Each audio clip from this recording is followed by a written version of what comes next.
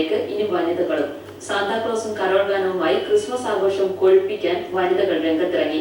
പത്തനംതിട്ട ഇലന്തൂർ മാർത്തോമ വലിയ പള്ളിയിലെ കരോൾ സംഘമാണ് ഇപ്പോൾ വനിതകൾ നയിക്കുന്നത്.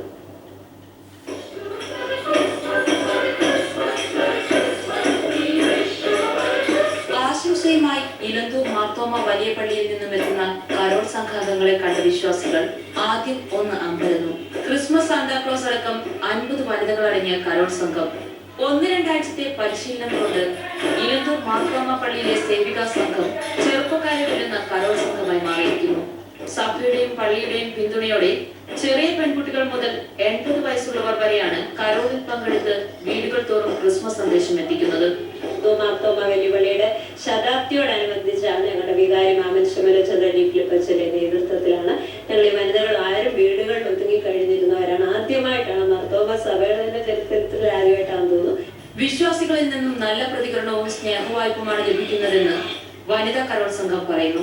എല്ലാവർക്കും വളരെ സന്തോഷമായിട്ടാണ്. ഞങ്ങൾ മാർത്തോമ സഭയിൽ ആദ്യമായിട്ടുള്ള സംഭവമാണ്. എല്ലാവരും വളരെ സന്തോഷത്തോടെ, വീട്ടിലും എല്ലാവർക്കും സന്തോഷമാണ്. ഞങ്ങൾ ചെല്ലുന്ന വീട്ടിൽ ഞങ്ങളോട് സഹകരിക്കുന്നുണ്ട്. എല്ലാവരും നല്ല രീതിയിൽ സഹകരിക്കുന്നുണ്ട്. കേരളത്തിൽ ഒരുപക്ഷെ ആദ്യമായി തന്നെ വനിതകളെ ഒരു ക്രൈസ്തവ സഭ ക്രിസ്മസ് കരോൾ സംഘമാക്കാൻ അനുവദിച്ചതിന്റെ സന്തോഷത്തിലാണ് ഇലന്തൂരിലെ ഈ സ്ത്രീകളും മാർത്തോമ പള്ളി ഭാരവാഹികളും.